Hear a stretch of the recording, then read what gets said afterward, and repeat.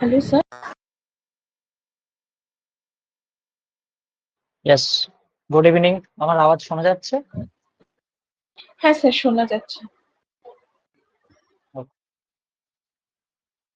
আহ, 4 জন join করেছো, আর বাকি ক্লাসে কি এরকমই জয়েন করে নাকি আরো কিছু জন থাকে?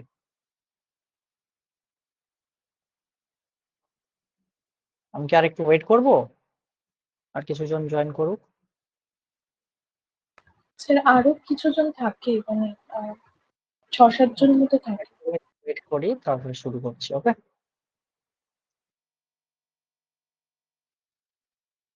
Okay sir.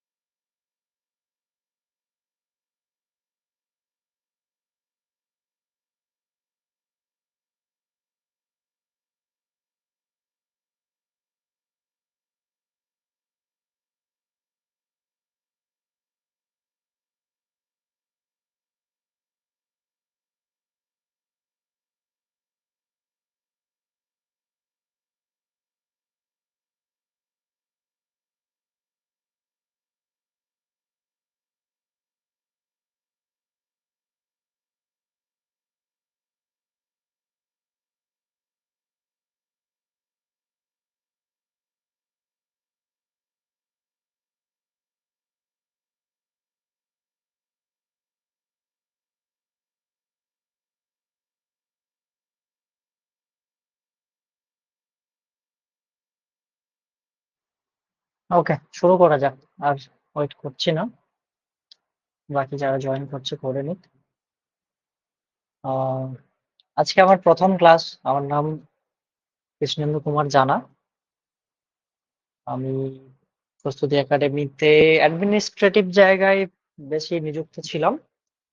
তো অনেকদিন ধরেই ক্লাস নেওয়ার বা আমার এক্সপিরিয়েন্স শেয়ার করার ইচ্ছে ছিল। আজকে সেই সুযোগটা হয়েছে। আমি মডার্ন ইন্ডিয়ার পার্টটা পড়াবো। আর রেশমা আছে, রেশমাও তো সেই জায়গাটা দেখছে।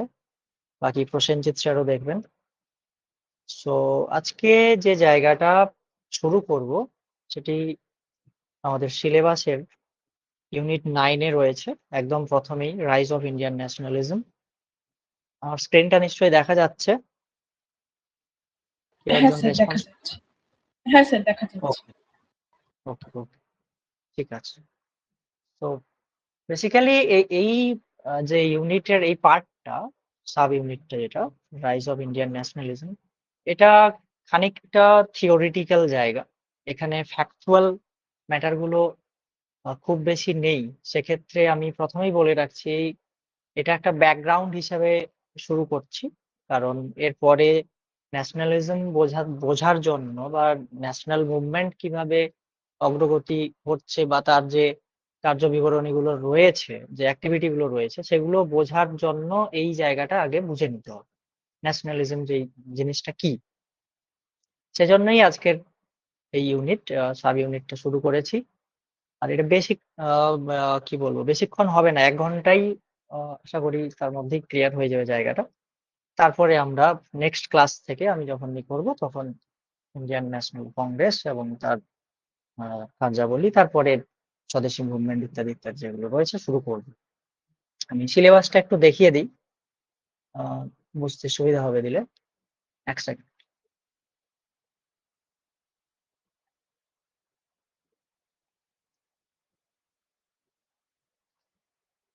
দেখা যাচ্ছে সিলেবাসটা, ইউনিট 9। তো হ্যাঁ স্যার, আমরা দেখা আজকে যাচ্ছে। শুরু করেছি এই জায়গাটা একদম প্রথমেই। এরপরে আমি ইন্ডিয়ান ন্যাশনাল কংগ্রেস, স্বদেশী স্বরাজ, গান্ধিয়ান মুভমেন্টস, লেফট উইং পলিটিক্স, এই পর্যন্ত আমার নেওয়ার কথা। বাকিটা অন্য স্যার নেবেন। সো আজকে শুরু করি। ন্যাশনালিজম বিষয়টা কি এবং এর অর্থ কি? ইন্ডিয়াতে আহ কতটা ছড়িয়েছিল। আমরা তো জানি যে এটা একটা ওয়েস্টার্ন থট। সেটা আদৌ ওয়েস্টার্ন থট কি না, নাকি ইন্ডিয়ান জায়গাটা আমরা বোঝার চেষ্টা করব।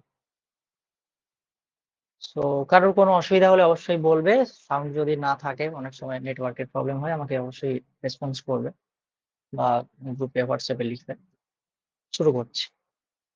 সো ন্যাশনালিজম টার্মটা কিন্তু আ নেশন থেকে এসছে। হ্যাঁ? নেশন অর্থ কি? নেশন মানে দেশ, আমরা বুঝি যেটা। তো নেশন কি দিয়ে তৈরি হয়? একটা সমাজ যেখানে একটা নির্দিষ্ট ভূখণ্ড থাকবে, টেরিটরি থাকবে, তার মানুষজন থাকবে, তার ভাষা থাকবে, তার কালচার থাকবে, তার ধর্ম থাকবে। এই সমস্ত বিষয়গুলো একটা কালেকটিভ জায়গায় যখন আসবে এবং সেখানকার জনমানুষের মধ্যে যখন একটা সচেতনতা গড়ে উঠবে যে হ্যাঁ, আমরা একটা আ জাতি বা আমরা একটা দেশ, আমরা আমাদের আ রাষ্ট্র বানাতে পারি। এই যে কনসিয়াসনেস টা যখন জাগবে, তখনই একটা নেশন। সো এটা শুধুমাত্র কয়েকটা র‍্যান্ডম গ্রুপ অফ ইন্ডিভিজুয়ালস এটা দিয়েই তৈরি হয় না। সেখানে যেটা আমি বলছিলাম যে অনেক ধর্ম থাকতে পারে, অনেক জাতি থাকতে পারে, অনেক বর্ণের মানুষ থাকতে পারে। অর্থাৎ আমাদের যে মানব সমাজ, সেই সমাজের প্রত্যেকটা অংশ একটা দেশের মধ্যে থাকবে। সেখানে আ কি বলবো আমরা? আমাদের যেরকম পাড়া, শুধু একটা পাড়া নিয়েই তো আমাদের দেশ তৈরি হতে পারে না। অনেকগুলো পাড়া থাকতে পারে। এবারে তাদের যে ডাইভার্সিটি রয়েছে, তাদের যে আচার-আচরণ, পরম্পরা, ভাষা, বর্ণ, ধর্ম, আ সর্বোপরি তাদের যে কালচার, সেগুলো মিশে থাকে। ওকে? এবার সেটাকে রান করানোর জন্য একটা বডি দরকার, একটা অথরিটি দরকার। সেই হিসেবেই দেশ বা রাষ্ট্র গড়ে ওঠে এবং সেই দেশ বা রাষ্ট্রের জন্য আমাদের যে ধরনের চেতনাগুলো দরকার বা যে ধরনের এলিমেন্টস গুলো দরকার, সেই বিষয়গুলোকে গড়ে তুলতে গেলে যে একটা গঠনমূলক প্রক্রিয়া তৈরি হয়, সেখান থেকেই একটা আ নেশন গড়ে ওঠে, যার মধ্যে আমাদের এই সমাজ এবং সমাজের প্রত্যেকটা অঙ্গ। এরপরে আসি আমরা আ ন্যাশনালিজম। ন্যাশনালিজম টার্মটা কেন আসছে? নেশন তো বুঝলাম। নেশন জিনিসটা কি? নেশন একটা দেশ। সেই দেশের প্রতি যে ভালোবাসা, সেটাই হচ্ছে ন্যাশনালিজম, জাতীয়তাবাদ। এবং আ যেটা আমরা এখানে লেখাই আছে যে নেশন থেকেই এসছে ন্যাশনালিজম টার্মটা, এবং যার মধ্যে যে দেশকে, অর্থাৎ আমরা যে ভারতবাসী, আমরা আমাদের দেশকে ভালোবাসি। সেই ভালোবাসা, সেই গর্ববোধ, তার প্রতি টান, নিজের মায়ের মতো দেখা, এই যে বিষয়গুলো যখন চলে আসে, তখনই আমাদের মধ্যেকার যে ন্যাশনালিজম বা জাতীয়তাবাদ, সেটা তৈরি হয়।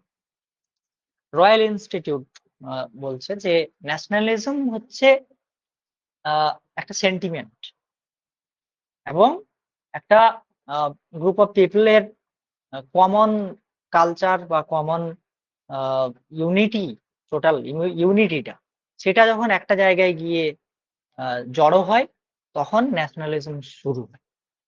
সো এই জায়গাটা যদি আমরা দেখতে যাই, তাহলে এখানে একটা সমাজ, রাজনীতি, আ সংস্কৃতি, অর্থনীতি অনেক কিছুই মিলে থাকে। যার মধ্য দিয়ে আমাদের ন্যাশনালিজমটা তৈরি হয়। তো এর এলিমেন্ট গুলো যদি আমরা দেখতে যাই, একটা আ ন্যাশনালিজম কি করে তৈরি হতে পারে? মানুষের মধ্যে জাতীয়তাবোধ কি করে তৈরি হতে পারে? সেখানে অনেক সময় কি হয় যে আমাদের আ সমান জাতি বা সমান রেস, একই ধরনের জাতি বা একই ধরনের বর্ণ যদি দেখতে পাই, তখন সেখানে আ জাতীয়তাবোধ জাগ্রত হওয়ার একটা সুযোগ থাকে। কারণ আমি যদি মুসলিম হই, তাহলে আমার মতো যারা রয়েছে, আমার মতো মুসলিম লোকেরা বা আমার মতো হিন্দু যারা রয়েছে, তাদের প্রতি আমার একটা সমান আ আসবে, সমানুভূতি থাকবে, তার প্রতি সহানুভূতি থাকবে। এই যে ব্যাপারটা, মানে নিজের মতো যারা, তাদেরকেই তো আমরা বেশি আপন করে নিই। তো সেখান থেকে একটা যৌথতা তৈরি হয়। জিনিসটা এরকম। তো ন্যাশনালিজম বা জাতি বা জাতীয়তাবোধ তৈরি করতে গেলে একটা আ কমননেস দরকার, যেখানে সেটা একটা জাতির হতে পারে। আবার যদি আমরা দেখি ভাষা, অনেক সময় আমরা দেখতে পাই যে বিভিন্ন দেশ ভাষাকে কেন্দ্র করে গড়ে উঠেছে। সেখানকার একই ভাষা। যেমন আমাদের পাশের দেশ বাংলাদেশ। সেখানে বাংলা ভাষাকে কেন্দ্র করেই একটা দেশ তৈরি হয়ে গেল। সেখানে কিন্তু বিভিন্ন ধর্মের মানুষ ছিল। বা আমরা যদি দেখি যখন দেশ ভাগ হলো, বাংলাদেশ তো পূর্ব পাকিস্তান ছিল। সেটা আবার ধর্মের ভিত্তিতে দেশটা তৈরি হয়েছিল। মুসলিম ধর্মের মানুষেরা থাকে। কিন্তু সেখানে ধর্মটা কোথাও গিয়ে গৌণ হয়ে গেল, ভাষা মুখ্য হয়ে উঠল। আমরা দেখতে পেলাম আ ভাষা আন্দোলন হলো। ভাষা আন্দোলন থেকে ধীরে, ধীরে তাদের স্বাধীনতা সংগ্রাম শুরু হলো। ভাষাকেই কেন্দ্র করে কিন্তু। অর্থাৎ একটা দেশ বা একটা নেশন কিন্তু ভাষাকে কেন্দ্র করেও গড়ে উঠতে পারে। বাংলাদেশ রয়েছে, বিভিন্ন ইউরোপিয়ান কান্ট্রি গুলোতে ভাষাকে কেন্দ্র করেই আ দেশ রয়েছে বা জাতি রয়েছে ভাষাকে কেন্দ্র আমাদের যেরকম বাঙালি জাতীয় বলতে পারি জাতি। তো ভাষাকে কেন্দ্র করে তৈরি হতে পারে। আবার রিলিজিয়ন, রিলিজিয়ন বিষয়টা খুবই সেনসিটিভ একটা জায়গা। যেকোনো মানে ইমোশনাল জায়গা যেগুলো হয় সেগুলো আমাদের ন্যাশনালিজম এর আ জাগ্রত করার ক্ষেত্রে কিন্তু খুব কাজে আসে। সেক্ষেত্রে আমরা দেখতে পাচ্ছি যে আ রিলিজিয়ন, রিলিজিয়ন কিভাবে দেশকে তৈরি করে দিচ্ছে। আমরা জানি যে বিভিন্ন দেশ ধর্মের ভিত্তিতে তৈরি হয় বা সেই রাষ্ট্রের একটা রাষ্ট্রধর্ম থাকে। হ্যাঁ? অনেক দেশেই রয়েছে। তো আ ওয়েস্টের কান্ট্রিতেও রয়েছে, মিডল ইস্টেও রয়েছে, আমাদের সাউথ এশিয়াতেও রয়েছে। পাকিস্তান যেরকম ইসলাম ধর্মের জন্য।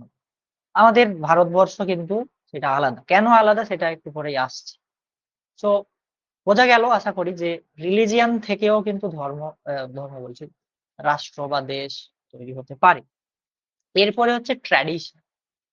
ট্র্যাডিশন অর্থাৎ আমাদের যে পরম্পরা রয়েছে, যে রীতিনীতিগুলো রয়েছে, তো সেগুলোও কিন্তু আমাদের আ একটা যে কমননেস তৈরি করতে সাহায্য করে। আমাদেরকে এক জায়গায় আসতে সাহায্য করে। আমাদের আমরা দেখেছি যে আমাদের আ বিভিন্ন ধরনের যে পরম্পরাগুলো থাকে, আমার যে পরম্পরা সেই সমান ধরনের পরম্পরার প্রতি আমার একটা টান থাকে। আবার উল্টো দিকে যদি দেখি, অন্য পরম্পরায় বিশ্বাসী লোকেদের প্রতি একটু আমরা মানে কি বলবো সমূহ করে চলি যে, এটা আমার পক্ষে নয়। আমি এটা ঠিক নিতে পারছি না। তখন আমরা সেখান থেকে সরে আসি। সো এই যে ম্যাটারটা এটা কিন্তু আ একটা মানুষের সঙ্গে আরেকটা মানুষের যে যোগাযোগ সেক্ষেত্রে কিন্তু খুব কাজে আসে যে সমান ট্র্যাডিশন রয়েছে, সমান পরম্পরা রয়েছে। এরপরে আমরা চলে আসি হিস্ট্রি। একটা আ দেশের বা একটা রাষ্ট্রের নির্দিষ্ট হিস্ট্রি থাকে। সেই হিস্ট্রিকে কেন্দ্র করে তারা এক হতে পারে। আমরা দেখেছি জার্মানি কি হয়েছিল? জার্মানি ভেঙে গেছিল ২য় বিশ্বযুদ্ধের পর। তারপরে কিন্তু তারা তাদের যে অতীত সেটাকে মাথায় রেখে একটা সময় এক হয়েছিল। তাদের অতীত পরম্পরা, অতীত যে আ একাত্মতা বোধ বা তার বিভিন্ন ইকোনমিক্যাল ফ্যাক্টর ছিল অবশ্যই তাতে। কেন তারা এক হলো? রাজনৈতিক কারণ ছিল। তার বাদেও তারা যদি নিজেদের পাস্টটাকে দেখে, পাস্টকে দেখেই কিন্তু এক জায়গায় চলে আসছে। এখনো আমাদের এই সাউথ এশিয়ান কান্ট্রি তে ধরি অখণ্ড ভারত যদি দেখি মানে অবিভক্ত ভারত বিফোর 1947 যদি দেখি তো সাউথ এশিয়া একটা বিরাট দেশ ছিল। পরে ভেঙে যায়। তো সেটা নিয়ে অনেকে এখন মন্তব্য করেন যে আমাদের অতীতটা মাথায় রেখে যদি আমরা দেশটাকে এক করে দিতে পারতাম। কেন? তাইলে এই যে দেশ গড়ে তোলার ক্ষেত্রে একটা আ নিজস্ব যে ইতিহাস, অতীত রয়েছে সেটা কাজে আসছে। সেটাকে আমরা ইম্পোর্টেন্স দিচ্ছি। তো এই হিস্ট্রি যেরকম দেশ গড়ার ক্ষেত্রে কাজে দিচ্ছে বা জাতীয়তাবোধ গড়ে তোলার ক্ষেত্রে ভূমিকা নিচ্ছে, ঠিক তেমনি ভূগোল অর্থাৎ জিওগ্রাফিও কিন্তু আমাদের আ ন্যাশনালিজম এর জাগ্রতকরণের ক্ষেত্রে কাজে আসে। কিরকম সেটা? আ আমরা জানি যে অনেক সময় এরকম হয় যে নদীর এপার বা ওপারের মানুষের মধ্যে একটা আলাদা ধরনের বৈচিত্র্য বা বৈশিষ্ট্য দেখতে পাই। নদী বা পাহাড়ের এদিক ওদিক। যেমন ধরি নেপালের ওই দিকটা অর্থাৎ উত্তর দিকটা চীন রয়েছে, এদিকে ভারত রয়েছে। তাহলে ওই ভৌগোলিক যে বৈশিষ্ট্যটা সেখানে দেখতে পাচ্ছি হিমালয় পর্বত। সে কিন্তু দুটো দেশকে আলাদা করে দিয়েছে এবং তার মাঝেও একটা ভৌগোলিক পরিবেশ রয়েছে বলে সেখানে একটা দেশ গড়ে উঠেছে। তো এইভাবে কিন্তু একেকটা দেশ আ তৈরি হতে পারে। বিভিন্ন ক্ষেত্রে আমরা দেখি। এখনো আমরা জানি যে অনেক নদী রয়েছে তো নদীটাই হচ্ছে বর্ডার, বা পাহাড় রয়েছে বা পর্বত রয়েছে সেটাই বর্ডার। কেন? কারণ সেখানকার ভূগোল বা ভৌগোলিক যে পরিবেশ, সেই ভৌগোলিক পরিবেশটা দুটো দু ধরনের জায়গাকে আলাদা করে দিয়েছে, যেখানে আমরা দেখতে পাচ্ছি এটা একটা দেশ হয়ে গেছে, ওটা একটা দেশ। এইভাবে আমাদের যে আ জাতীয়তা বোধ সেটা গড়ে ওঠে। এই এলিমেন্ট গুলো থাকে, আরো অনেক ধরনের থাকে, সেগুলো আ এখন আর ডিসকাস করছি না। এই বেসিক এলিমেন্ট যেগুলো সেগুলো কিন্তু common race, language, religion, traditions, history, geography এগুলো থাকে। এবার এগুলোর উপরে বেস করে ইন্ডিয়াতে কি করে ন্যাশনালিজমটা এলো? আমরা জানি যে ন্যাশনালিজম ভারতে কিন্তু 19th সেঞ্চুরির মাঝামাঝি বা তার মানে কি বলবো, লেট 19th সেঞ্চুরিতে এসছে। বিশেষ করে আমাদের দেশে যখন আ একদম 19th সেঞ্চুরির শুরুর দিকে যখন আমাদের নবজাগরণ, অর্থাৎ যে রিফর্মস মুভমেন্ট গুলো হচ্ছে, তার পরবর্তী সময়ে আমরা দেখতে পাচ্ছি আমাদের দেশের একটা আ জাতীয়তাবোধ তৈরি হচ্ছে এবং ব্রিটিশ বিরোধিতার প্রশ্নে ইন্ডিয়ান অর্থাৎ ভারতীয় জাতি হিসাবে সবাই একত্রিত হচ্ছে। এই বিষয়টা তো এখানকার ইন্ডিয়াতে হয়।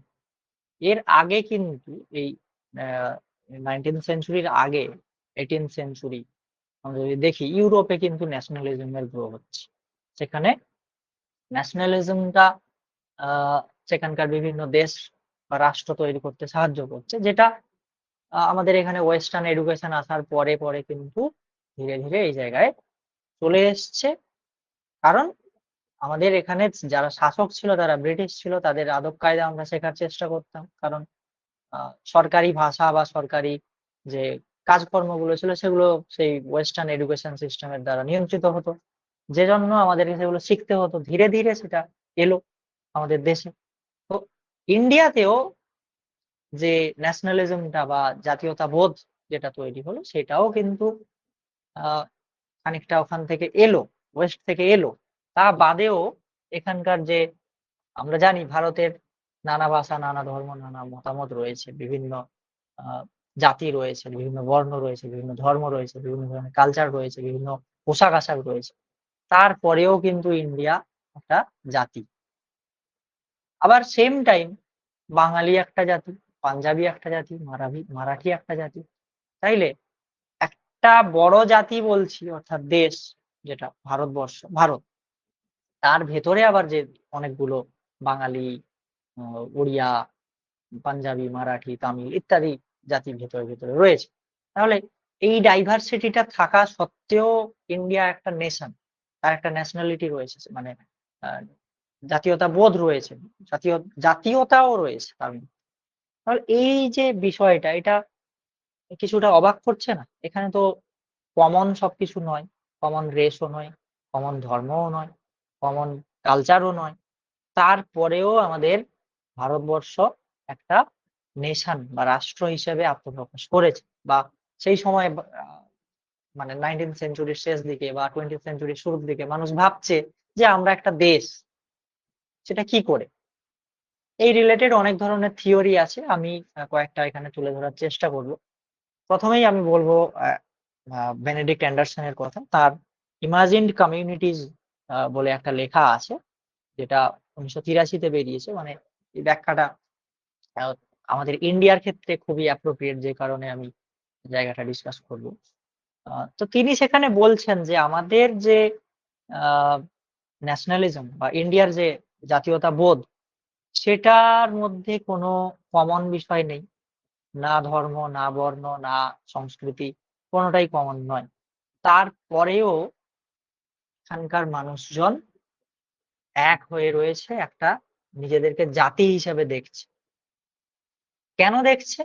কারণ এই ভূখণ্ডের মধ্যে বসবাসকারী বিভিন্ন আ জাতি, বিভিন্ন ধর্মের, বিভিন্ন বর্ণের লোকেরা কিন্তু বা বিভিন্ন ভাষার লোকেরা, তারা আ নিজেদেরকে ভূখণ্ডের ভিত্তিতে ইমাজিন করছে যে হ্যাঁ, আমরা এক জাতি। তারা কিন্তু কেউ কাউকে হয়তো চেনে না। কেউ কারোর ভাষা হয়তো জানে না। আমরা দেখতে পাই যে হিন্দি ভাষী বা সাউথ ইন্ডিয়ান যে ভাষাগুলো রয়েছে তাদের মধ্যে অনেক সময় ঝামেলা লেগে যায়। আমরা সাউথ ইন্ডিয়া গেলেই সেখানে যদি কেউ হিন্দিতে কথা বলে সেটা নিয়ে অনেক সময় ঝগড়াঝাটিও হয়। কেন? কারণ তারা সেটা জানে না বা বুঝতে চায় না বা তার প্রতি একটা বিদ্বেষ রয়েছে, থাকতেই পারে। তারপরেও কিন্তু সেই তামিল ভাষীও রয়েছে, হিন্দি ভাষীও রয়েছে। এটা তো আজকের ম্যাটার নয়, অনেক বছর থেকেই আছে। তো আমি সেটাই বলতে চাইছেন যে আ আলেকজান্ডার সরি বেনেডিক্ট অ্যান্ডারসন যেটা বলতে চাইছেন যে ইন্ডিয়ার মধ্যে এই ডাইভার্সিটি গুলো থাকার পরেও এখানকার মানুষ কিন্তু নিজেদের কমিউনিটিকে আ এক করে রাখার চেষ্টা করেছে ইমাজিনেশন এর জন্য। ঠিক আছে? এটাকে নিয়ে অনেকে অনেক ব্যাখ্যাও করেছেন। এরপরে আরেকটা ব্যাখ্যা আছে যেটা রণজিৎ গুহ দিয়েছেন। তার একটা আর্টিকেল রয়েছে সাবলটন স্টাডিজ এর আ দেখতে পাবে তোমরা। একটা পিডিএফ ও পাওয়া যায়। আমি পাঠিয়ে দেব নাহলে। এইটাও পরীক্ষায় খুব ইম্পোর্টেন্ট। এই লাইনটা যেটা কোটেশনটা এখানে তোলা আছে এইটা কিন্তু পরীক্ষায় দিয়ে দেয়। রণজিৎ গুহ তার 'the prose of counter insurgency' বলে একটা আর্টিকেল রয়েছে। তাতে বলছেন, "the historiography of Indian nationalism has for a long time been dominated by elitism, colonialist elitism and bourgeois nationalist elitism." অর্থাৎ আমাদের দেশের যে জাতীয়তাবাদ তার ব্যাখ্যা করার ক্ষেত্রে, ইতিহাস চর্চার ক্ষেত্রে সবসময় আ ধনী আ এবং উপনিবেশবাদী যারা, বুর্জোয়া জাতীয়তাবাদী যারা, তাদের দ্বারা ডমিনেট হয়েছে। অর্থাৎ তিনি বলতে চাইছেন যে আমাদের হিস্ট্রিটা মানে ন্যাশনালিজম এর যে অতীত চর্চা, সেটা সবসময় ওপরের দিক থেকে দেখা হচ্ছে। নিচু তলার মানুষ অর্থাৎ নিম্নবর্গীয় মানুষ তাদের কথা বলা হচ্ছে না। এটা কিন্তু ভেরি, ভেরি ইম্পোর্টেন্ট একটা লাইন। পরীক্ষায় লাইন তুলে দিয়ে দেয় নেটের পরীক্ষায়। মাথায় রাখবে তোমরা এটা। ঠিক আছে? এই জায়গাটা তিনি বলার চেষ্টা করছেন। এছাড়াও পার্থ চ্যাটার্জী তিনি ওই আ অ্যাল বেনেডিক্ট অ্যান্ডারসনের কথাটাকে ধরে তিনি বলছেন যে কার ইমাজিন কমিউনিটি এখানে? এখানে কে ইমাজিন করছে? যারা এলিট তারাই? নাকি একদম নিম্ন স্তরের মানুষের? তো তিনি বলতে চাইছেন যে তারও লেখা রয়েছে হুজ ইমাজিন কমিউনিটি বলে। এটা অনলাইন এভেইলেবল দেখতে পারো। আমি চাইলে তোমরা যদি এটা পড়তে চাও, খুব ভালো ব্যাখ্যা রয়েছে ন্যাশনালিজম রিলেটেড। এখানে এইসব তো লাগবে না। তোমরা যদি পার্সোনালি পড়তে চাও এটা দেখতে পারো। তো তিনি বলতে চাইছেন যে আমাদের এই আ ন্যাশনালিজমটা লেট 19th সেঞ্চুরিতে ওয়েস্টার্ন আ ইয়ে রিজিয়ন থেকেই এসছে এবং সেটা নিয়ে এসছে এই বুর্জোয়া। তিনি এটা বলতে চাইছেন। এছাড়াও আরেকজন আ কেমব্রিজ হিস্টোরিয়ান সি.এ. বেইলি তিনি তার একটা বই রয়েছে 'origins of nationality in south Asia'. সেখানে তিনি বলছেন যে ইন্ডিয়ার যে ন্যাশনালিজমটা এটা আ একদম ওয়েস্ট থেকেই এসছে এমনটা নয়। তার মনে হয়েছে যে ভারতের যে আ আদিম নিবাসী যারা রয়েছে এবং সেই সঙ্গে ইন্দো ইসলামিক অর্থাৎ আমাদের দেশ তো ইসলামিস্ট শাসকদের দ্বারা বহু বছর ধরে শাসিত হয়েছে।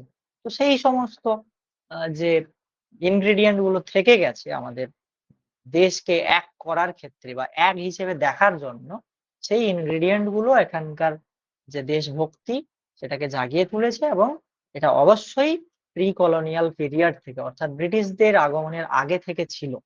তার মনে হয়েছে। বোঝা গেল জায়গাটা? কারোর কোনো প্রশ্ন আছে এখানে? এরপরে আমি না কয়েকটা স্যার, ইম্পোর্টেন্ট বুঝতে পেরেছি, বইয়ের কথা বলব। বুঝতে এগুলো পেরেছি। আমি বইয়ের নাম সবগুলো বলব না। তোমরা এগুলো নোট করে রাখবে। আমি তো এটা দিয়ে দেব পিডিএফ হিসেবে, গ্রুপে দিয়ে দেব।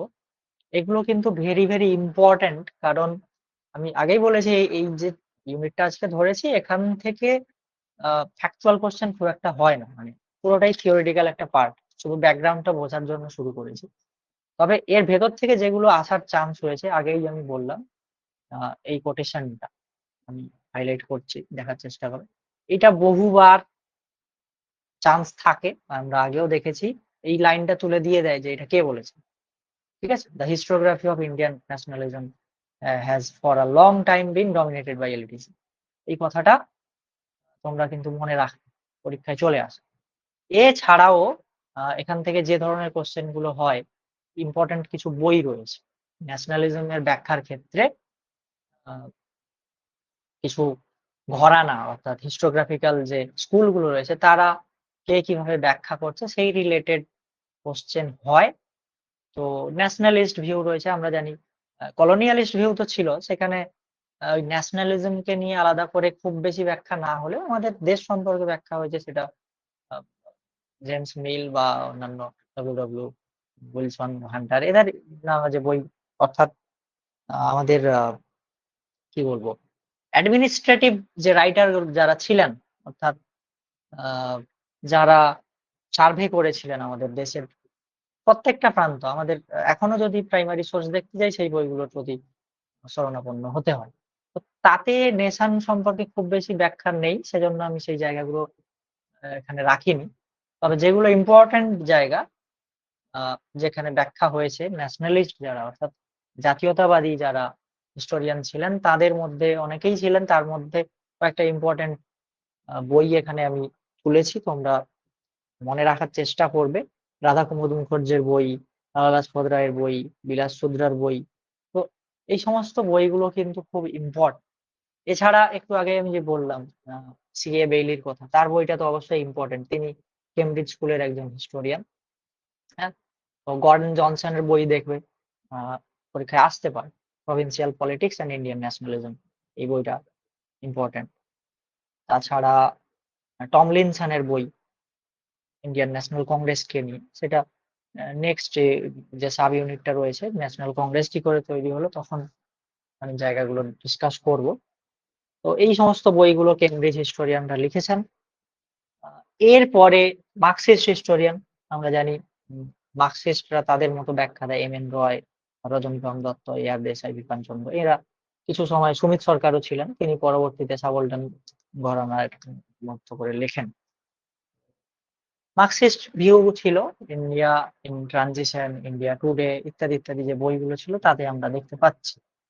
এছাড়া সাবলটান ভিউ একটু আগে আমি রণজিৎ গুহের কথা বললাম, পার্থ চ্যাটার্জির কথা বললাম। তাদের লেখাগুলো কিন্তু সাবলটান স্টাডিজ এর যে বিভিন্ন ভলিউম গুলো রয়েছে তার মধ্যে আছে। তাছাড়াও অনেকে লিখেছেন পার্থ চ্যাটার্জির বই 'nationalist thought and the colonial world'. তাছাড়া তার আরো একটা বই 'নেশন অ্যান্ড ইটস ফ্র্যাগমেন্টস' এই বই দুটো ইম্পোর্টেন্ট। হ্যাঁ? এছাড়াও সাহিদ আমিন, সুমিত সরকার, জ্ঞানেন্দ্র পান্ডে এদের লেখাগুলো রয়েছে। এই জায়গাটা বুঝতে পেরেছো তোমরা? এগুলো ভেরি, ভেরি ইম্পোর্টেন্ট এই দুটো পেজ কিন্তু। এইটা এবং এর পরেরটা। ঠিক আছে?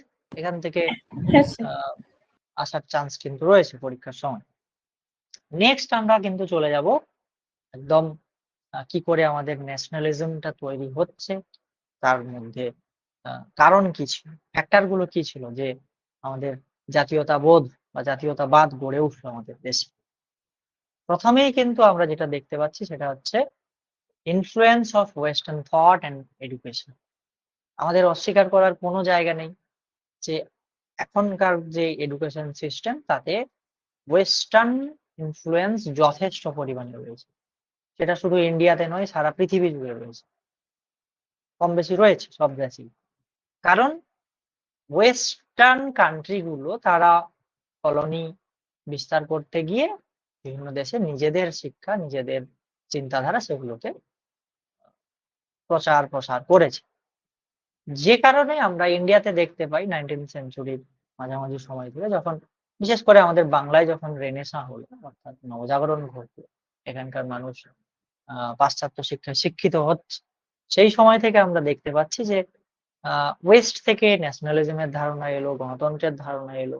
তারপরে স্বাধীনতা, সাম্য, জাতীয়তাবোধ, আইনের শাসন ইত্যাদি, ইত্যাদি বিষয়গুলো আমাদের আ মধ্যে সেটা কিন্তু জেগে উঠলো বা আমাদের যারা শিক্ষিত সমাজ সেই সময় ছিলেন, তাদের মধ্যে এই বোধগুলো জেগে উঠছে। এবং ধীরে, ধীরে করে এখানকার মানুষজন ওয়েস্টের ধারণাগুলোকে নিজেদের মধ্যে ইমপ্লিমেন্ট করছে। হ্যাঁ? তো এটাই হচ্ছে আমাদের আ সোসাইটির মধ্যে ইনফ্লুয়েন্স যেটা ওয়েস্ট থেকে আসে এবং অবশ্যই তার মধ্যে আ কি বলবো আমেরিকার গৃহযুদ্ধ বা ফ্রেঞ্চ রেভলিউশন ইত্যাদি বিষয়গুলো ছিল, সেটা আমাদের ইন্ডিয়ানদেরকে ইন্সপায়ার্ড করেছে। ইন্ডিয়ারাও কোথাও গিয়ে ইন্ডিয়ান মানুষজন তখন ভেবেছে যে আমাদেরকে আমাদের নিজের জাতি বা নিজের দেশ সম্পর্কে ভাবা উচিত। আমাদের স্বাধীনতা চাই, আমাদের ইকুয়ালিটি চাই, আমাদের নিজস্ব গভর্নমেন্ট তৈরি করতে হবে। কেনই বা আমরা ব্রিটিশদের অধীনে থাকবো? এই বোধগুলো কিন্তু ওই ওয়েস্টার্ন এডুকেশন সিস্টেম থেকে এসছে। তার পরবর্তীতে আমরা দেখতে পাচ্ছি যে এই বোধগুলো যখন জেগে উঠছে তাদের মানে ইন্ডিয়ানদের মধ্যে, তৎকালীন ইন্ডিয়ানদের মধ্যে আ মানুষ বুঝতে পারছে যে আমরা উপনিবেশিক শাসনের মধ্যে যেভাবে আছি সেইটা ঠিক হবে, নাকি আমাদের ইন্ডিয়ান যে শাসন হওয়া উচিত সেটা দরকার। এই বোধটা যখন জেগে উঠলো, দুটোর মধ্যে কন্ট্রাডিকশন তৈরি হচ্ছে। কলোনিয়াল ইন্টারেস্ট রয়েছে, অর্থাৎ ব্রিটিশ সরকার আমাদেরকে যেভাবে চালনা করতে চাইছে সেটা আমরা দেখতে পাচ্ছি। প্লাস আমাদের ইন্ডিয়ানদের যে শিক্ষাটা জেগে উঠলো, ওয়েস্টার্ন থট এন্ড এডুকেশন যেভাবে ইনফ্লুয়েন্স করেছে, সেটার মধ্যে কোথাও গিয়ে কন্ট্রাডিকশন হচ্ছে এবং মানুষ বুঝতে পারলো যে কলোনিয়াল রুল বেশিদিন ইন্ডিয়াতে থাকতে পারে না। কারণ আ ব্রিটিশ গভর্নমেন্ট, তৎকালীন ব্রিটিশ রাজ ভারতের অর্থনৈতিক ব্যাকওয়ার্ডনেস এর কারণ হয়ে দাঁড়িয়েছে। এখানে ভারতীয়দেরকে লুট করছে, যেটা এর আগে মানুষ বুঝতে পারেনি। যখন মানুষ দেখলো যে আমাদের সমান অধিকার চাই, আইন কিভাবে হওয়া উচিত, সবার জন্য আইন সমান হওয়া উচিত, নিজেদের গভর্নমেন্ট মানে স্বশাসিত হওয়া উচিত, স্বাধীনতা দরকার। এই বোধগুলো যখন জেগে উঠছে মানুষ তখন ব্রিটিশদের বিরুদ্ধে বা ব্রিটিশ রুলের বিরুদ্ধে নিজেদের জাতীয়তাবোধকে জাগিয়ে তোলার চেষ্টা করছে। নেক্সট যে কারণটা ছিল সেটা হচ্ছে যে আমাদের অতীত, যে গ্লোরিয়াস পাস্ট, সেটাকে দেখার একটা চেষ্টা চলছে। কারণ আমরা জানি 19th সেঞ্চুরির শেষ লগ্নে, অর্থাৎ শেষ লগ্নে বলা ভুল হবে, শেষার্ধে সেই সময় অনেক ধরনের সার্ভে হচ্ছে, আমাদের সেন্সাস হচ্ছে 70s 80s এর সময়কাল থেকে শুরু হচ্ছে। তো যার ফলে আমরা আমাদের দেশের যে অতীতগুলো সেগুলোকে দেখতে পাচ্ছি। সবার সামনে তুলে ধরা হচ্ছে। এবং যেটা কিনা আমাদের ইন্ডিয়ানদের মধ্যে এই আ বোধটা জাগাচ্ছে যে আমাদের পাস্ট ছিল এবং সেটা খুবই গ্লোরিয়াস, উজ্জ্বল, গৌরবময় একটা পাস্ট ছিল। সেটাকে নতুন করে দেখা হচ্ছে। তাছাড়া ওই সময় ইন্দো আরিয়ান যে থিওরিটা সেটা খুব চর্চিত হয়ে ওঠে এবং ইউরোপিয়ান স্কলার যারা রয়েছেন তারা দেখাচ্ছে যে আমাদের একই ধরনের এথনিক গ্রুপ রয়েছে। তো সেই হিসাবে আমাদেরকে এটা ব্রিটিশরাও ভাবলো যে আমাদের মনস্তাত্ত্বিক দিক থেকে তাদের মধ্যে মনে হয়েছে যে ইন্ডিয়ানদেরকে এডুকেট করি। তো সেদিক থেকে তারা কিন্তু ভারতীয়দের মধ্যে যে ওই ভারতীয়দের ইতিহাস, যেটা একটু আগে এলিমেন্টের ক্ষেত্রে বলছিলাম যে কি করে অতীতটা আমাদের জাতীয়তাবোধের জাগরণের কারণ হয়ে দাঁড়ায়, সেটা কিন্তু খানিকটা এইরকম। হ্যাঁ? তো ওই সময় ম্যাক্স মুলার বা আমাদের ইন্ডিয়ানরা যারা ছিলেন, ইন্ডিয়ান আর.জি. ভান্ডারকর, আ আর.এল. মিত্র এবং সর্বোপরি ওই সময়কালে অর্থাৎ 19th সেঞ্চুরিতে আ ভারতীয় যে আ শিক্ষা সংস্কারক বা সমাজ সংস্কারক যারা ছিলেন, তারা যেভাবে ভারতীয়দের মধ্যে আ নতুন মানসিকতার বা সচেতনতার যে জাগরণ তারা বা জাগরণের যে পরিবেশ তৈরি করতে পেরেছিলেন, সেটা ভারতীয়দের মধ্যে আ এই বোধের সৃষ্টি করেছিল যে আমরা আমাদের নিজেদের যে অতীত রয়েছে সেটা নিয়ে গর্ববোধ করতে পারি। আমরা অন্যের দয়ায় বা অন্যের সহানুভূতিতে আমরা থাকতে পারি না।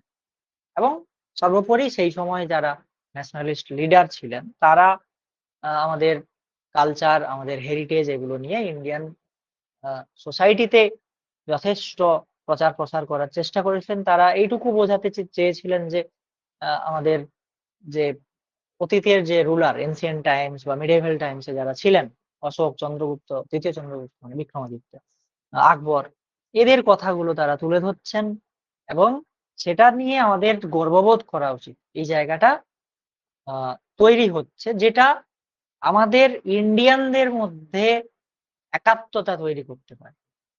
যে হ্যাঁ, অশোক সারা ভারত আহ, মানে শাসন পরিচালনা করতেন, কি আকবর সারা ভারতে আহ, শাসন পরিচালনা করেছেন। এই বোধটা যখন জেগে উঠবে তখন সে বাঙালি হোক বা বিহারি হোক বা মারাঠি হোক, তারা কিন্তু সেটা ভুলে গিয়ে ওই ব্যক্তিকে আহ নিজেদের হিসেবে ধরে নিয়ে, কোনো যোগাযোগ নেই মারাঠির সঙ্গে, হয়তো বাঙালির কোনো যোগাযোগ নেই, কিন্তু তাদের কমন শাসক ছিল। এই বোধটা যখন আহ শিক্ষিত সমাজ তখন প্রচার করার চেষ্টা করছে বা বিভিন্ন চর্চায় উঠে আসছে, সেটাই কিন্তু এখানকার তৎকালীন জাতীয়তাবোধের বিকাশে সাহায্য করছে। নেক্সট যেটা হচ্ছে, সেটা হচ্ছে ওই সময় আহ আমাদের যে ভার্নাকুলার প্রেস গুলো ছিল এবং তৎকালীন লেখালেখি, লিটারেচার, এগুলো আমাদের যে সেন্টিমেন্ট, অর্থাৎ ন্যাশনালিস্টিক সেন্টিমেন্টের গ্রোথের ক্ষেত্রে অনেকটা ভূমিকা পালন করেছিল। কারণ এই দেশভক্তি বা দেশপ্রেম এবং স্বাধীনতা, সাম্য, এই যে বিষয়গুলো, এগুলো ওয়েস্টার্ন এডুকেশন বা ওয়েস্টার্ন যে থট গুলো ছিল তার থেকে এসছে। আসার পরে এখানকার জনমানুষের মধ্যে সেটা প্রচার প্রসার কিভাবে হবে? সংবাদপত্র কিংবা বইপত্রের মধ্য দিয়ে, যেটা লেট 19th সেঞ্চুরিতে খুব ভালোভাবেই প্রচারিত হয় বা প্রসার লাভ করে। এবং সেখান থেকে আহ ইন্ডিয়ান সোসাইটিতে ব্রিটিশদের যে খারাপ দিকগুলো সেগুলোকে এক্সপোজ করার একটা পরিবেশ তৈরি হয় এবং তাদের যে আসল রূপ কি সেটা প্রত্যেক দিন বা প্রতি সপ্তাহের যে সাপ্তাহিক বা মাসিক যে ইয়েগুলো ছিল, পত্রিকাগুলো ছিল, তার মধ্য দিয়ে উঠে আসছে। ওকে, এরপরে আমরা যদি দেখতে যাই এই সময়কার, এটা আরো আগে বলা উচিত ছিল, যেটা হচ্ছে যে আমাদের এখানকার religious movement, religious reforms movement, socio religious reforms movement.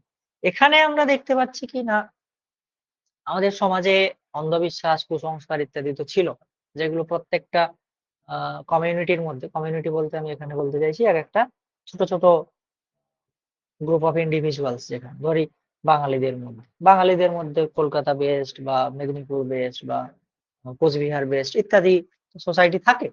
প্রত্যেকটা জায়গায় নিজস্ব নিজস্ব ট্র্যাডিশন রয়েছে। তো এই ট্র্যাডিশন গুলো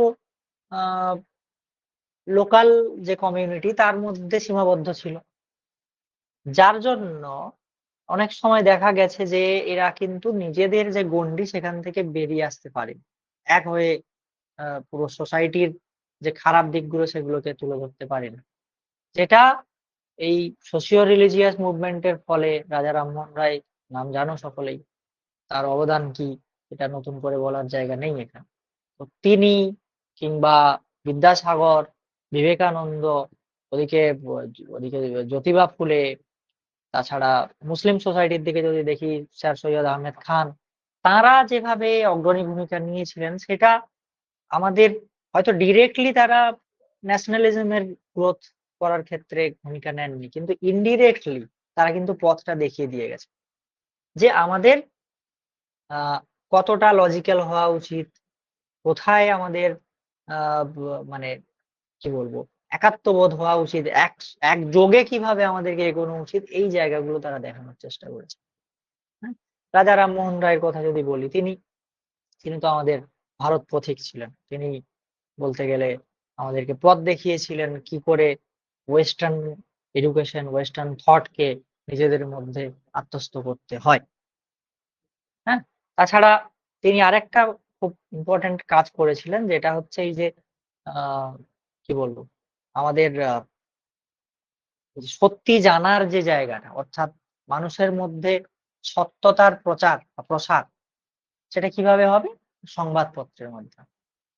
তিনি যখন সংবাদপত্র শুরু করেছিলেন তখন যদিও কোনো অ্যাক্ট তৈরি হয়নি, ভার্নাকুলার অ্যাক্ট, প্রেস অ্যাক্ট বহু পরে হয়, তার তার সময় তিনি মারা গেছিলেন তার আগে।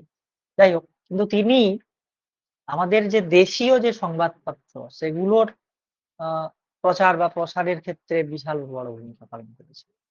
হ্যাঁ, মিরাতুল আখবার, হ্যাঁ, তাছাড়া সংবাদ কৌমুদি, প্রথম বাংলা সংবাদপত্র এগুলো কি করে আমাদের যে লোকাল মানুষ অর্থাৎ ইন্ডিয়ান নেটিভ যারা মানে ব্রিটিশদের চোখে তাদের মধ্যে প্রত্যেক দিনের ঘটে যাওয়া ঘটনা বা কোনো আ বার্তা সেগুলো কিন্তু এই দেশীয় ভাষায় প্রচার বা প্রসার করার পথটা তিনি দেখিয়ে দিয়ে গেছিলেন তার মিরাতুল আকবর বা আখবার বা সংবাদ কৌমুদীর মাধ্যমে।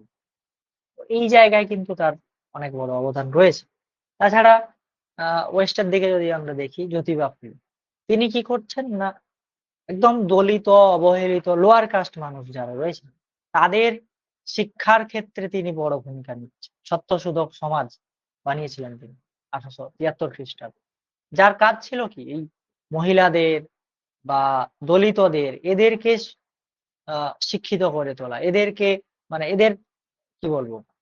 উত্তরণ ঘটানো। সমাজে যেভাবে পিছিয়ে রয়েছে সেখান থেকে বের করে আনা। তাদের যে আ অবহেলা করা হচ্ছে একদম মূল স্রোতের সোসাইটিতে তো মেশানো হয় না দলিতদেরকে, হতো না। এখন ধীরে, ধীরে হয়েছে। এই আন্দোলনগুলোর ফলে কিন্তু তিনি চাইছিলেন যে মানুষ যাতে দমিত না হয়, অবহেলিত না হয় সেখান থেকে উঠে এসে যেন সমানভাবে সবার সঙ্গে মিলেমিশে যায়। যেটা এলিট বা উচ্চ বর্ণের লোকেরা করতে দিচ্ছিল না। কিন্তু তিনি সেই পথটা দেখিয়েছেন। হ্যাঁ? তো তার লেখা একটা ছিল, গ্রন্থ ছিল যে গুলামগিরি। গুলাম মানে আমরা জানি দাসত্ব খাটা, গুলামগিরি বলে। সেইটা তিনি ফোকাস করতে চাইছিলেন যে কৃষকরা আপার কাস্ট দের কাছে কিভাবে অবহেলিত হচ্ছে, তাদের দ্বারা কিভাবে ডমিনেটেড হচ্ছে।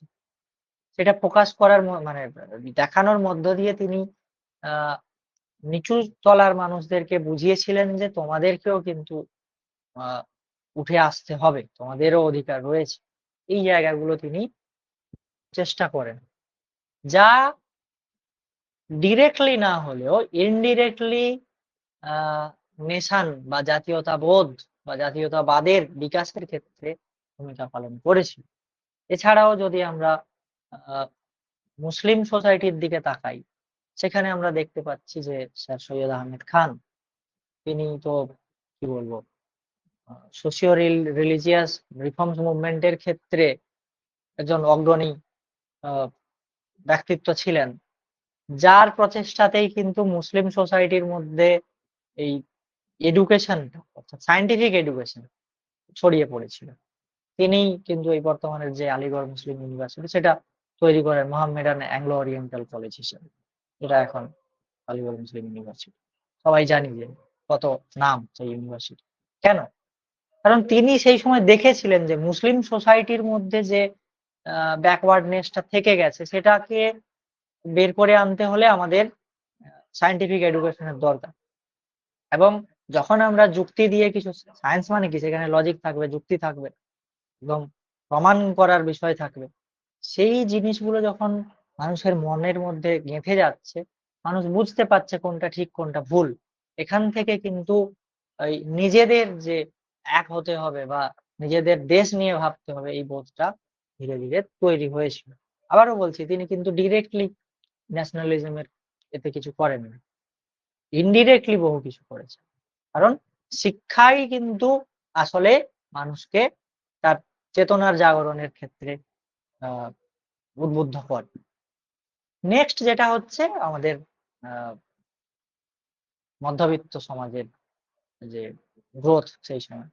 আমরা জানি যে সোসাইটিতে সবথেকে বেশি যে শ্রেণীটা সেটা হচ্ছে মধ্যবিত্ত শ্রেণী।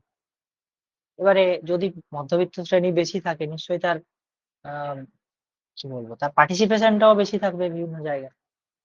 এবার যখন আ এই 19th সেঞ্চুরির একদম শেষ দিকটায় ধীরে, ধীরে আমাদের আ শিল্পের উন্নতিও ঘটছে, বিভিন্ন জায়গায় কর্মসংস্থান তৈরি হচ্ছে, মানুষ শিক্ষায় শিক্ষিত হচ্ছে, ওয়েস্টার্ন এডুকেশন যখন চলে আসছে। তাতে কি হচ্ছে না কিছু আ দক্ষ প্রফেশনাল বা পেশাদারি পেশা তৈরি হচ্ছে। মানে পেশাদারিত্বের পেশা। ডক্টর, টিচার এগুলো তো যে সে হতে পারে না বা লয়ার যে সে হতে পারে না। শিক্ষায় শিক্ষা দরকার, যথেষ্ট উচ্চশিক্ষা দরকার এবং সেই উচ্চশিক্ষার জন্য তারা বিদেশেও যাচ্ছে।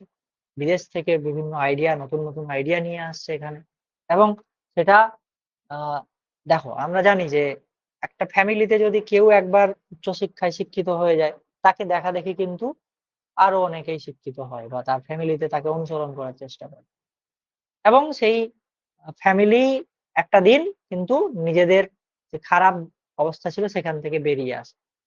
তো এই সময়কালে, অর্থাৎ 19th সেঞ্চুরি এবং 20th সেঞ্চুরির শুরুর দিকটা, আহ এই ডাক্তার, উকিল বা শিক্ষক এই ধরনের পেশায় যারা নিযুক্ত ছিলেন, তারা তো হাইলি এডুকেটেড।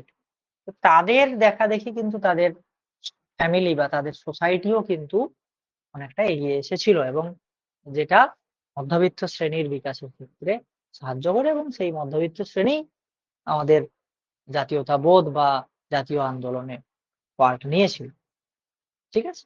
এরপরে এই মধ্যবিত্ত শ্রেণীর ক্ষেত্রে আরেকটা জিনিস যেটা হয়, একটু আগেই বললাম যে যখনই বিদেশে যাচ্ছে একদম স্কিলড প্রফেশনাল হওয়ার জন্য, ডাক্তার, উকিল এই সমস্ত হওয়ার জন্য, তখন মানুষ বিদেশে, বিদেশে বলতে তৎকালীন ইউরোপে গিয়ে, অর্থাৎ বিলাত, ইংল্যান্ডে গিয়ে সেখানে যখন শিক্ষা-দীক্ষা গ্রহণ করছে, সেখানকার পলিটিক্যাল সিস্টেম সম্পর্কে মানুষ জানতে পারছে।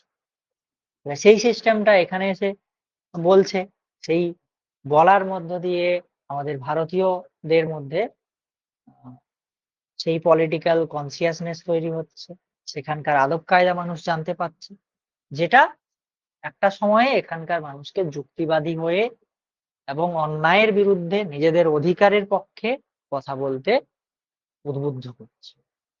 আর যেটা এই বিষয়টা কিন্তু একদম ডিরেক্টলি আমাদের জাতীয়তাবোধের বিকাশে ভূমিকা পালন করছে।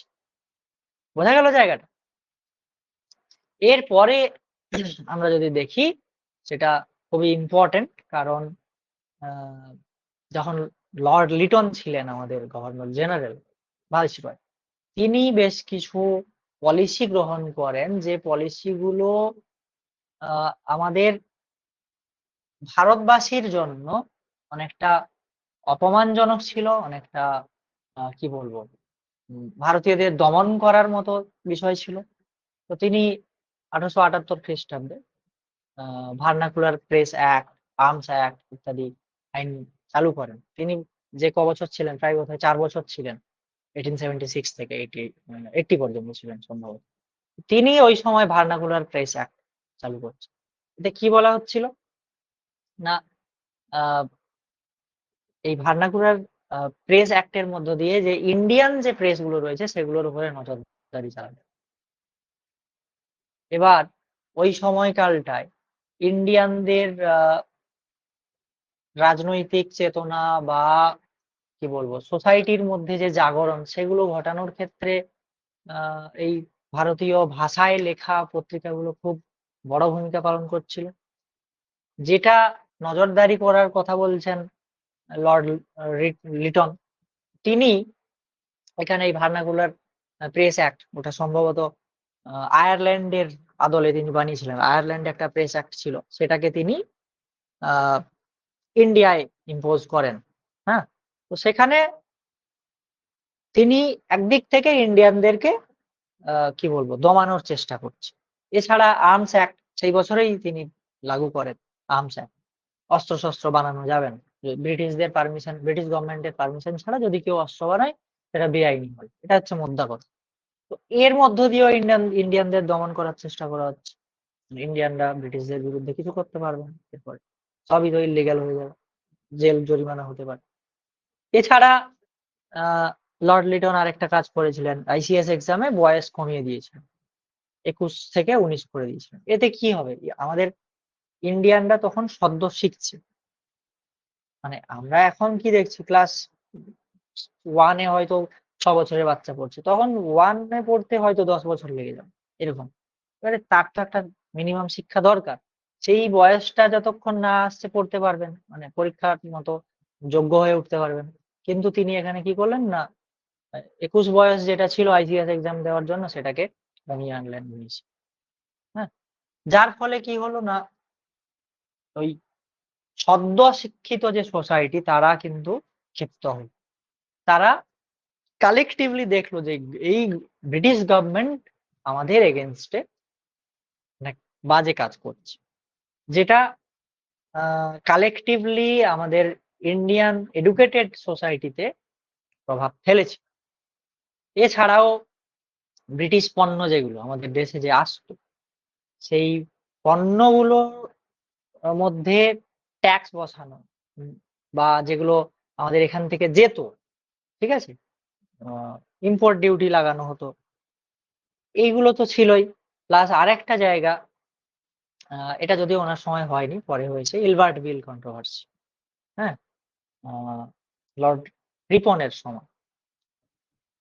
সেখানে আমরা দেখতে পাচ্ছি কি না, এই কন্ট্রোভার্সিটা যদিও ব্রিটিশদের মধ্যে আমাদের ইন্ডিয়ানদের সমান সুযোগ দেওয়ার জন্যই এটা হয়েছিল। যাতে ইন্ডিয়ানরা নিজেদের যোগ্যতা অনুসারে যেকোনো ফৌজদারি কেস, সেটা ব্রিটিশ হোক বা ইন্ডিয়ান হোক, সবার বিচার করতে পারে। এই কথাটা বলা হচ্ছে। কিন্তু সেখানে দেখা গেল যে আ ব্রিটিশরা তার বিরোধিতা করল। এই ব্রিটিশরা, অর্থাৎ এখানে যারা বসবাস করছে বিদেশী যারা, তারা এটার এগেইনস্ট এ যখন যাচ্ছে, ইন্ডিয়ানরা দেখলো তাইলে আমাদের জাতিটাকে একটু আলাদা করে দেখা হচ্ছে। আমাদের লোক তাহলে তাদের বিচার করতে পারছে না।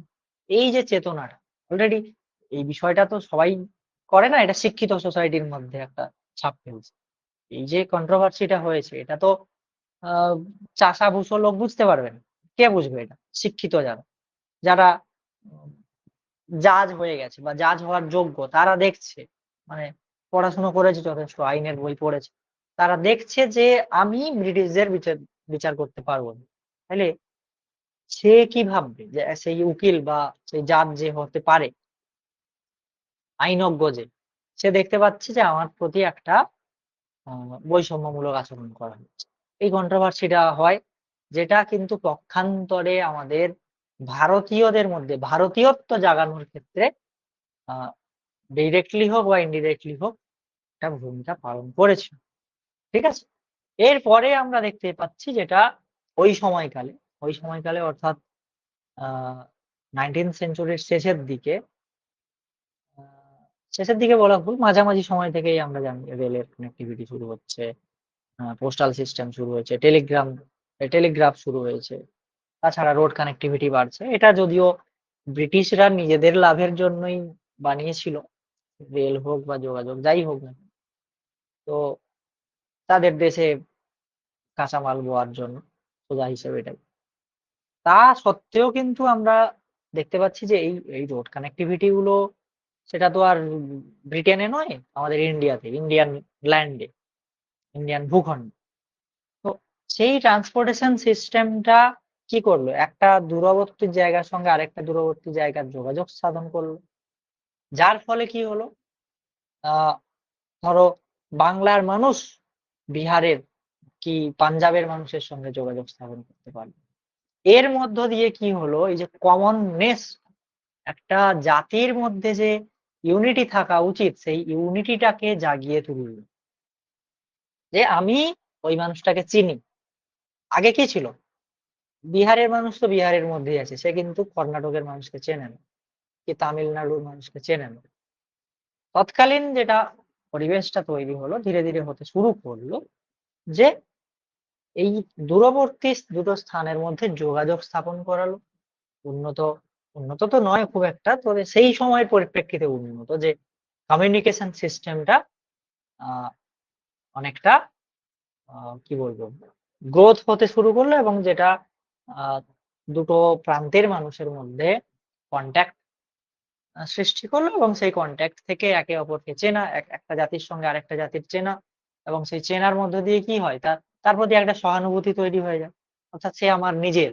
এই যে ধারণাটা, এইটা যখন তৈরি হয়ে যাচ্ছে, তখন আ তাকে নিয়ে চলতে হবে, অর্থাৎ যৌথতা, এই বিষয়টা তৈরি হচ্ছে। যে কারণে কিন্তু ন্যাশনালিজম এর গ্রোথ এর ক্ষেত্রে এই development of modern transportation and communication system খুব ইম্পোর্টেন্ট রোল প্লে করেছে। কারণ যোগাযোগ ছাড়া কেউ কাউকে চিনতে পারবে না। আমি ধ্যান করে অন্য কারোর সঙ্গে কোন ধরনের যোগাযোগ করতে পারি না। যদি না তার সঙ্গে দেখা হয় বা তার সঙ্গে কোনভাবে আ কোন কমিউনিকেশন যদি না হয়।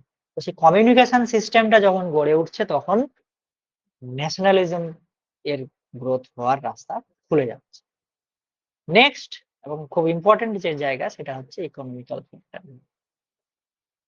ন্যাশনালিজম বা জাতীয়তাবাদ এর গ্রোথের ক্ষেত্রে বা এটার গড়ে ওঠার ক্ষেত্রে অর্থনৈতিক দিকটা কিন্তু খুব ইম্পর্টেন্ট। কারণ আমাদের পুরো সিস্টেম বলতে আমাদের টোটাল সোসাইটি যেভাবে বা এই পৃথিবী যেভাবে রান হচ্ছে তার আ বেশিরভাগ জায়গাটাই কিন্তু ইকোনমি জড়িত, অর্থ জড়িত। অর্থ ছাড়া কিছু হচ্ছেই না। অবশ্যই অনেক ম্যাটার আছে। কিন্তু ঘুরে ফিরে সেই কিন্তু অর্থের দিকটাই বেশি ইম্পোর্টেন্ট হয়ে যায়। হ্যাঁ?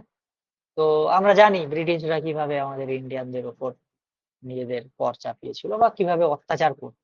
সেই জায়গাটা এখানে কিন্তু একটা ইম্পোর্টেন্ট ফ্যাক্টর হয়ে দাঁড়িয়েছিল। কারণ এখানকার শ্রমিক, কৃষক সবাই আ নিজেদের যে অধিকার সেটা থেকে বঞ্চিত হচ্ছিল। কৃষকরা তার ন্যায্য ফসলের মূল্য পাচ্ছিল না। তাদের উপর অকথ্য অত্যাচার, তাদের থেকে অতিরিক্ত ট্যাক্স আদায় করা এসব চলছিল। বা শ্রমিকদেরকে বেশি খাটানো হচ্ছে, মজুরি দেওয়া হচ্ছে না। এই সমস্ত বিষয়গুলো ছিল যেটা আমাদের ন্যাশনালিজম এর গ্রোথ এর ক্ষেত্রে ইম্পোর্টেন্ট ভূমিকা পালন করে। হ্যাঁ? এরপরে যে জায়গাটা সেটা হচ্ছে যে political, administrative and economic unification. এটা ইউনিফিকেশন বলতে ভারতের যে আ শাসন ব্যবস্থাটা ব্রিটিশরা যেটা আ চালু করতে চেয়েছিল, সেখানে দেখা যাচ্ছে বিশেষ করে 19th সেঞ্চুরি এবং 20th সেঞ্চুরিতে দেখা যাচ্ছে যে আ ভারতকে পরিচালনা করার জন্য একটা অ্যাডমিনিস্ট্রেশন দরকার যেটা একটা সেন্ট্রালে থাকবে এবং সেখান থেকে বাকি যেগুলো আ প্রদেশগুলো পরিচালনা করা হবে। যেটা কিন্তু এই ব্রিটিশরাই শুরু করেছিল। তারাই কিন্তু এই ধরনের চিন্তাটা শুরু করে। যদিও আ মেডিএভাল ফেজ এ ছিল, আমাদের এনসিয়েন্ট ফেজ এও ছিল। কিন্তু এই সময়কালটা যখন সবাই শিক্ষিত হচ্ছে ধীরে, ধীরে করে বুঝতে পারছে যে ব্রিটিশ গভর্নমেন্ট কি করে রান করছে বা আ একে এ একটা জায়গার সঙ্গে আরেকটা জায়গার যখন আ কি বলবো যোগাযোগ গড়ে উঠছে। মানুষে যখন আ একটা মানুষ অপর মানুষকে বুঝতে শিখছে, সেই যে কানেক্টিভিটিটা তৈরি হচ্ছে সেটা কোথাও গিয়ে নিজেদের মধ্যে ইউনিটি ক্রিয়েট করছে। সেই ইউনিটিটাই একটা দিন ন্যাশনালিজম বা নিজের দেশ সম্পর্কে ভাবতে সাহায্য করছে। নিজের আ অ আশেপাশের পরিবেশকে নিয়ে ভাবতে শুরু করছে। যা পক্ষান্তরে আমাদের ন্যাশনালিজম এর গ্রোথ এর ক্ষেত্রে ভেরি ইম্পোর্টেন্ট ওয়েতে আ সাহায্য করছে। এই হচ্ছে মোটামুটি আ ন্যাশনালিজম কি করে গ্রো হতে পারে, তার কোন ধরনের এলিমেন্ট, এই জায়গাগুলো আমি বললাম।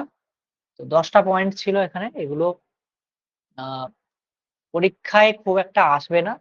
তাও মাথায় রেখো কারণ অনেক সময় আ দিয়ে দিতে পারে। একটা ওয়ার্ড দিয়ে দিল সেটা থেকে ইয়ে করো বা আ কি বলবো ওই যে রিজন অ্যাসারশন এগুলো দিয়ে দিল।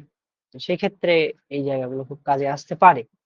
তবে ওই যে জায়গাটা আমি বললাম তোমার কি বলে ওই বইগুলো যেগুলো আমাদের ন্যাশনালিজম এর গ্রোথ কি করে হচ্ছে বা ইন্ডিয়ান ন্যাশনালিজম নিয়ে যে গ্রন্থগুলো বা যে লেখালেখি যে আর্টিকেল গুলো বিশেষ করে আ সাবলটান স্টাডিজ যারা করছেন তাদের আ চর্চাগুলো কিন্তু খুব ইম্পোর্টেন্ট। কারণ এই মুহূর্তে আমরা যে কোয়েশ্চেন এর ট্রেন্ড দেখতে পাচ্ছি সেখানে আ কি বলবো একটা আলাদা চেঞ্জ হচ্ছে। লাস্ট কয়েক বছর আমরা দেখতে পাচ্ছি যে ওই আগের মতো কোয়েশ্চেন আসছে না নেটে। অনেকটাই চেঞ্জ হয়ে গেছে। বিশেষ করে এই জাতীয় কংগ্রেস রিলেটেড কোয়েশ্চেন তো খুব একটা আসেই না। সেটের ক্ষেত্রে আসে, নেটে খুব একটা হয় না। সেক্ষেত্রে আমি বলব এই বইগুলো আ আরেকবার আমি দেখাচ্ছি না হয়। তোমরা স্ক্রিনশট নিতে পারো বা আমি এটা পিপিটিটা করে দেবো, পিডিএফ হিসাবে দিয়ে দেবো। এই ভিউ গুলো অর্থাৎ ন্যাশনালিস্ট ভিউ বা কেমব্রিজ ভিউ, কেমব্রিজ স্কুলের যারা ছিলেন। হুম, তাছাড়া মার্কসিস্ট হিস্টোরিয়ান যারা তাদের লেখালেখিগুলো ইম্পোর্টেন্ট রয়েছে। এবং সবথেকে বেশি ইম্পোর্টেন্ট হচ্ছে সাবালটান ভিউ গুলো। তো সাবালটান লেখালেখি বহু আছে। এখানে আমি দিলে হয়তো আরো অনেকটা পেজ এড হয়ে যেত। যাই হোক সেগুলো আমি বড় আকারে যখন দেব সেটা পিডিএফ এ গ্রুপে দিয়ে দেব, চাপ নেই। তো এই হচ্ছে আজকের বিষয়। এটা নিয়ে কারোর কোনো ডাউট বা কোনো কোশ্চেন থাকলে অবশ্যই জিজ্ঞাসা করতে পারো। কারো কোনো প্রশ্ন আছে এই নিয়ে? প্রেজেন্টেশনটা অফ করছি।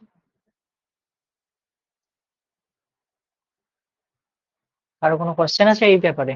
আজকে যেটুকু ডিসকাস করলাম টোটালটাই আমি আগেও বলেছি এটা কিন্তু থিওরিটিক্যাল জায়গা, ফ্যাকচুয়াল জায়গা খুব বেশি নেই। তা বাদেও যেটা কোশ্চেন হতে পারে সেই জায়গাগুলো আমি বললাম। কিছু কোশ্চেন আসতে পারে বা এই বইগুলো যেগুলো বিভিন্ন ঘরানার লেখালেখি সেগুলো আসতে পারে।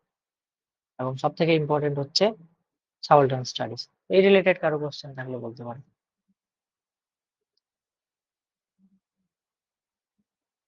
শোনা যাচ্ছে আমার কথা? হ্যাঁ স্যার, শোনা যাচ্ছে। বুঝতে পেরেছি। ওকে। আমি কি বলবো, এই জায়গাটা কিন্তু আমি ব্যাকগ্রাউন্ড হিসাবে বললাম। তোমরা জানি না কতটা কি করলে, মানে আশা করি বুঝেছো বললে যেটা। তো তার বাদেও যদি কোনো ডাউট থাকে, আমি তো এই গ্রুপেও আছি, এই গ্রুপটায় তোমাদের স্টুডেন্টসদের গ্রুপে, সেখানে জিজ্ঞাসা করতে পারো, কোনো চাপ নেই।